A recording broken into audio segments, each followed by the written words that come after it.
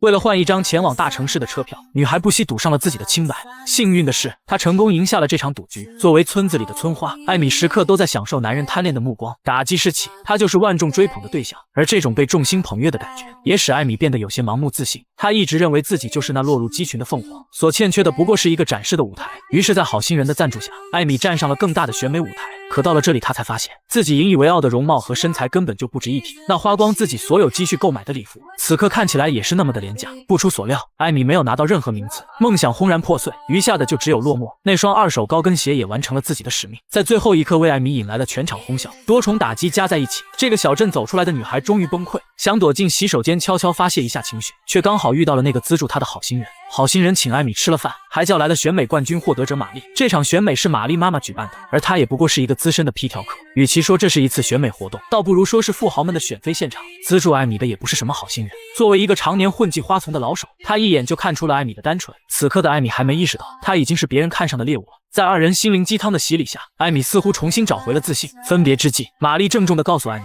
如果想赚大钱就联系他。等玛丽离开，好心人也不再掩饰内心的真实想法。Are you a virgin? Technically, I am. Technically, I could be your prince if you'd like. You'd earn money for new shoes. How does that sound? I'm not a girl like that. No?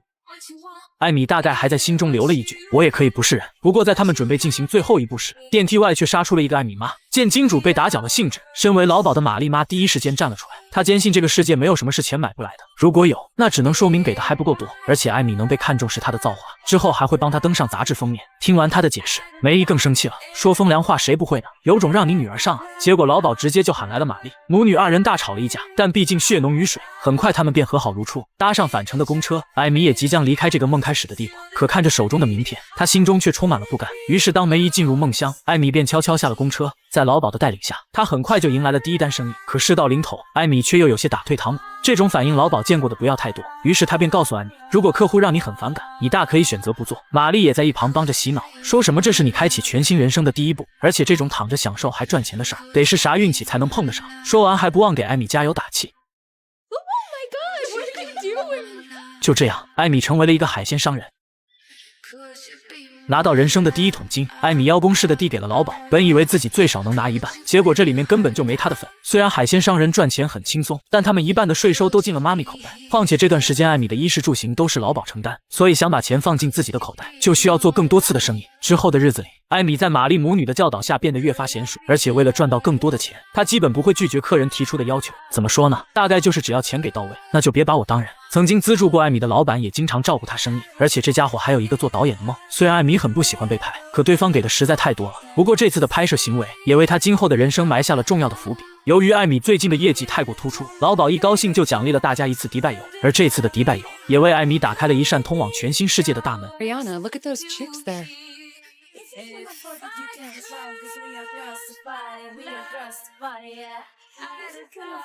看着一群同行踏入豪华游轮，艾米和玛丽羡慕坏了。他们的条件不比任何人差，差的不过是登上去的机会。不过这样的机会很快就来了。刚返回入住的酒店，艾米就遇到了白天游轮上的帅哥。她急忙叫上玛丽，准备过去和帅哥搭讪。待二人上到2楼，就被门外的侍者拦了下来。这里是高风险扑克厅，想要入场最少都要1万美元的筹码。为了站上更高的平台，艾米心一横，直接拿出了前不久刚赚的1万块。当他们出现在赌桌，瞬间就吸引了所有赌客的目光。但艾米的目标只有面前的帅哥。随着牌局的不断进行，那些输光筹码的赌客纷纷离场，剩下帅哥一人时，艾米选择了梭哈，因为他们的筹码不足以抵消帅哥的投注金。艾米便将玛丽一起压了上去。Why not with you? Because she's a cover girl, and I'm not. Okay. 等帅哥揭开底牌，艾米就果断选择了认输。可当帅哥翻开他的底牌，才知道这女人一直在让着自己，而这怎么看怎么亏的买卖，实则却收获了帅哥的好感。得知艾米将自己闺女连同那1万块都输了出去，老鸨差点没给气炸。女儿上去或许算小赚，那1万块可是真金白银。艾米希望老鸨将格局打开，这或许是他们晋升名媛的好机会。可目光短浅的老鸨怎么会看得那么远？让他花1万块去赌这样一个机会，那还不如拿刀杀了他。就在二人吵得不可开交时，玛丽满面春光的推门而入，看着女儿不堪的表现，老鸨更生气了。第二天一早，还在气头上的老鸨就决定提前结束这段旅途。也就在这时，酒店的侍者叫住了他们，说是有个叫山姆的先生想约见艾米，他现在就等在大厅的前台。没有让艾米失望，山姆给了他一次登上更高平台的机会。1周后，他的老板会组织一场派对，艾米的任务就是带10个女孩过去，而且最重要的是，山姆只和艾米一人联系。突如其来的惊喜让3人无比兴奋，老鸨都不得不佩服艾米的高瞻远瞩。兴奋之余，新的问题也接踵而至。虽然不知道那些富豪的品味如何，但老鸨手中这些歪瓜裂枣肯定不行。看到艾米如此贬低自己手下的姑娘，老鸨当时就不干了，看不上我们这些老姐妹是吧？有能耐你就自己去找些高质量。不过这还真就没有难住艾米。借着陪玛丽拍杂志的机会，他们成功顺走了主编的电话簿，几十个电话打过去，很快就吸引来了一大批优质女孩。艾米将这次的行程说得很模糊，只是告诉女孩们可以尽情的去享受，如果谁想赚高昂的服务费，她也可以帮忙安排。就在艾米为女孩们规划今后的蓝图时，梅姨不知何时来到了这里。那个她引以为傲的女儿，终究还是成为了她最厌恶的人。争吵不可避免的发生，而且这一次尤为严重，就连艾米往家里寄的钱都被梅姨当成脏钱扔了回来。虽然几乎和母亲决裂，但艾米依旧不愿放弃自己的事业。她在心中发誓，将来必须要出人头地。到了与山姆约定的日子，艾米便带着精挑细选的女孩们踏上了前往法国的飞机。而且为了凑够10个女孩，她甚至拉上了单纯的酒吧服务员。Your boyfriend? Yes, that's Yannick. He's going to be a star reporter one day.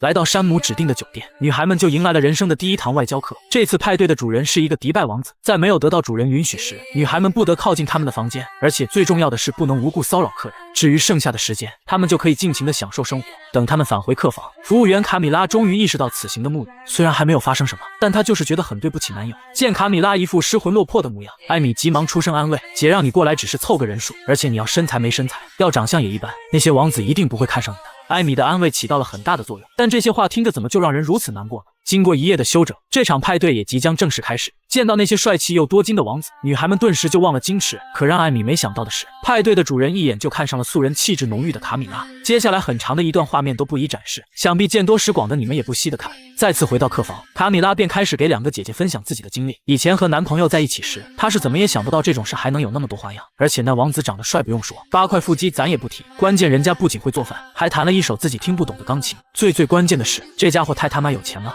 Bravo, you definitely deserved it. And so it's 50% to me. You mean me? Camila is my girl. 因为这次的分歧，艾米有了和老鸨决裂的迹象。而当山姆拿着这次的奖金出现时，这种迹象更是被推到了顶点。看着大把钞票被艾米握在手里，老鸨心中的急火再也无法按捺，于是他公然破坏山姆定下的规则，带着玛丽找到了大王子，本想着踢掉中间人，今后由他们直接和王子对接，却没想到人家根本就不理他们。母女2人灰溜溜地返回了酒店，但这件事还是被山姆得知。若不是他比较中意艾米，他们的合作也将就此终结。不过借此机会，山姆也向艾米表达了爱意。在他们享受着浪漫的气氛时，卡米拉这里简直心如死灰。本以为王子只钟爱自己一个，没想到人家只是大鱼大肉吃多了，偶尔想换换口味。沉溺在恋爱气氛中的艾米被打断，深受打击的卡米拉再次破坏了规矩。她以为自己去勾引别的男人就能引起王子的嫉妒，可谁又会在乎她的感受？最后她撩了不给的做法，自然就引起了其他2位王子的不满。教训完深陷其中的卡米拉，艾米就准备跟老鸨算一下他背刺自己的账。没想到老鸨不仅目光短浅，还是个贪心不足的小可爱。无视艾米的指责，老鸨开始撺掇艾米踹掉山姆。如果由他们和王子直接对接，之后的收入就能再增加50%。但艾米可不是她这种蠢女人，她很清楚，如果没有山姆，王子们根本就不会和他们接触。对于艾米的想法，老鸨表现得很不屑。或许这个时候，女儿已经和某位王子达成了协议。当玛丽失魂落魄的返回，老鸨就知道自己的计划再次失败。母女2人相互依偎，舔舐着心灵上的伤痕。与2人的落寞不同，艾米收到了王子们不菲的奖励。这次的服务让王子很满意，所以他想和艾米保持长期合作。1个月后，他会在游艇上举办一场盛大的派对，要求艾米带50个女孩一起参加。但这次出现过的女孩不能参加，包括老鸨和玛丽。艾米急忙解释他们是自己的合作伙伴，他需要他们的帮助。可王子并没有给他讨价的机会。I won't make it without them. Emmy, you are great without them. Trust me. 这一刻，艾米似乎意识到了自己即将改变的未来。回到波兰，这群赚得盆满钵满的女孩也完成了蜕变。不过，艾米并没有忘记自身的责任，她们开始频繁出没各种选美比赛，参加一些名媛组织的聚会。毕竟50个高质量的女孩可不好找。在艾米强大的金钱攻势下，她手下的姑娘团队开始慢慢壮大，其中有18线的小演员，也有不得志的流行歌手，当然最多的还是那些心比天高的良家。为了打造富豪人设，艾米甚至开始出席往日想都不敢想的慈善拍卖会。不过也正是因为她的出手阔绰，使她收获了一场突如其来的爱情。巴克是一个老实本分的男孩，但他并非一个不懂浪漫的直男。艾米知道自己最终的归宿就是找个老实人接盘，何况巴克将来还能继承家族的农场，所以他很快就进入了恋爱状态。在巴克这里，艾米的人设是一个成功的模特经纪人，平日的工作就是发掘优质女孩，帮他们完成梦想的同时实现财富自由。这种三观就很符合巴克的择偶标准。他最热衷的就是参加慈善事业。就在巴克感叹自己没找错人时，妈妈突然出现并邀请了艾米一起吃晚饭。为了给巴克父母留下一个好印象，艾米尽量将自己的言行举止表现得很优雅。但巴克的父亲好歹也是一个农场主，年轻时他同样是纵横花丛的老手，所以在见到艾米的瞬间，他似乎就嗅到了某种熟悉的气息。而在艾米说出那句俗语后，他基本就确定了对方的职业。There's even this saying I've heard. Allah's finest creatures on earth are both women and horses. And Poland is famous for both. 一般人肯定认为这是在夸奖波兰女孩，可巴克的父亲知道，这不过是那些外国嫖客的调侃，其实是在讽刺他们国家做海鲜商人的女孩太多。本以为儿子只是想和对方玩玩，却没想到这傻小子竟然将儿子的名字都想好了。为了不让儿子做一个傻乎乎的接盘侠，他决定当一次坏人。于是等艾米返回，老巴克直接就点破了他的身份，祥和的气氛被打破，艾米也没有了继续待下去的必要。对他这段时间的散漫态度，老鸨也予以了强烈谴责。这边为了找姑娘都快愁死了，你竟然还有心情出去谈恋爱，所以这次他要拿大头，而且到了那边一切都要听他指挥。艾米现在本就心情不佳，听了这些话更是怒火翻涌。原本还想着就算他们母女不能娶，也会将收益分他们一部分，现在看来已经没这个必要了。当听到中东人不愿再见到他们母女时，老鸨感觉天都塌了。他不觉得这一切是自己搞砸的，倒是觉得艾米太过没良心。 That's what you call loyalty, huh? This is how she pays us back for taking care of her, for giving her an upbringing. You call that an upbringing? The guide on how to suck cock and get more dough? Did I stay here for free? No, it was you both who lived off me. Get the fuck out of here, now! 友谊的小船彻底倾覆，三人的合作关系也就此破裂。带上懵逼的卡米拉，艾米接触到了巴克这里，没有了爱情的困扰，她也一心扑到了事业上。在两个女孩的精挑细选下，50个高端外围很快就被搞定。可到了出发这天，才发现有一个临阵脱逃了。看着身边妖娆妩媚的空姐，艾米顿时就有了主意。Excuse me. Yes? I've got a funny question. Will you suck cock for 10,000 Excuse me? euros? 这钱给的，我一个男人都想知难而上了。艾米也没想到这一天来得如此之快，那些曾经羡慕的对象就这么被他踩在了脚下。刚登上游艇，山姆就又送来了巨大的惊喜，王子的国王老爹快挂了，不出意外的话，他就是下一任国王。以他们两个的从龙之功，获得的回报也将是难以想象的。山姆想等这件事有了结果后，带艾米回一次自己的家乡，然后把她介绍给自己的家人，字里行间都在透露着求婚的意思。就在艾米考虑该如何拒绝时，老实人巴克打来了电话。凭借男人的第六感，山姆意识到自己可能被偷了家。他试探地询问艾米是否谈了男朋友，艾米则解释说只是为了解决生理需求。抵达王子的私人小岛，山姆立刻安排他们见了金主。别看这家伙一副半身不遂的模样，但人家身残志坚。 The first one who makes Mr. X laugh will get a tip. Okay.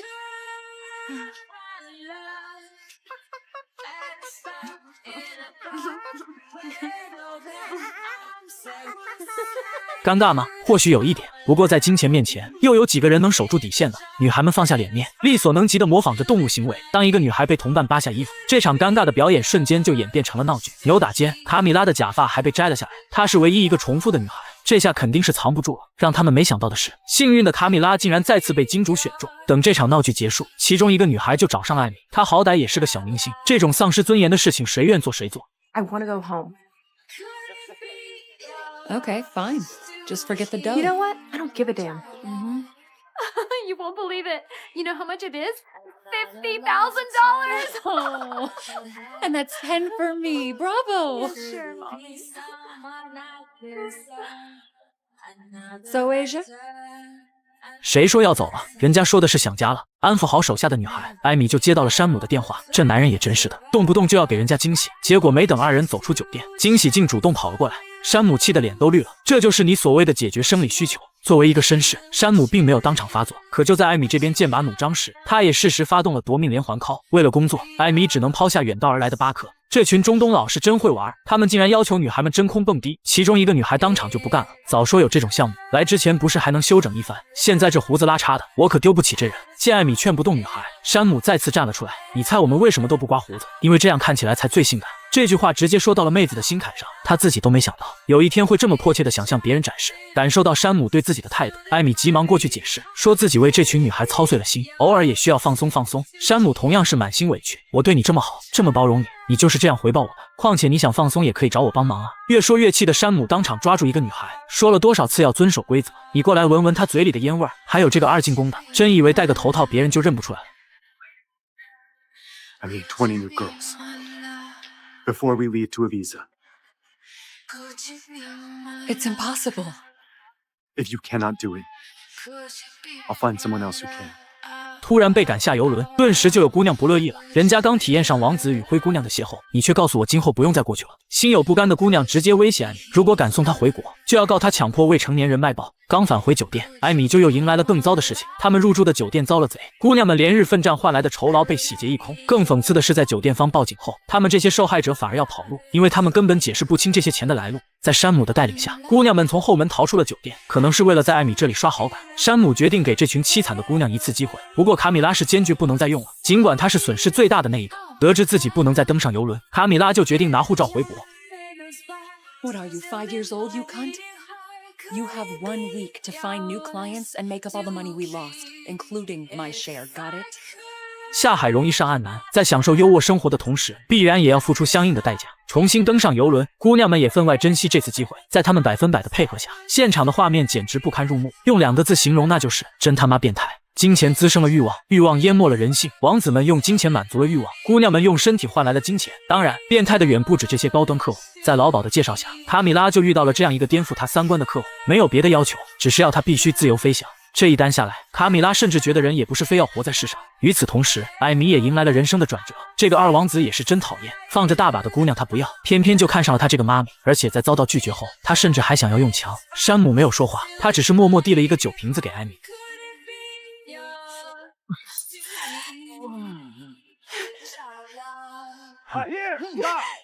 二王子的攻击被大王子拦了下来，他们的表弟失去了控制，再玩下去可能都得死在床上。经历了这么多事情，艾米终于感受到了山姆对她的好。随着她对感情的释放，之后的事情自然也是水到渠成。在他们翻云覆雨的同时，卡米拉拨通了艾米的电话，可里面那冰冷的机械合成音却成了压倒她的最后一根稻草。 激情褪去，智商重新占领了高地。床头抽屉里的一抹粉色吸引了艾米的注意，拿出来一看，发现竟然是卡米拉的兔子背包。看着里面满满的美金，艾米突然就感到了一阵前所未有的疲惫，没有去和山姆对峙，她带着姑娘们默默离开了游轮。当你被黑暗吞没时，一定不要绝望，或许就有一束光会坚强的照进来，而巴克就是照亮艾米内心的那束光。最后看一眼身后的游轮，艾米终于在心中做下了决定。巴克的求婚与他之前的奢靡生活天差地别，但真诚才是最凶的必杀技。情到深处，什么地方都可以是床，同是一片海水。他在艾米眼中或许是浪漫的潮汐，但在卡米拉这里可能就是消弭污浊的灵液。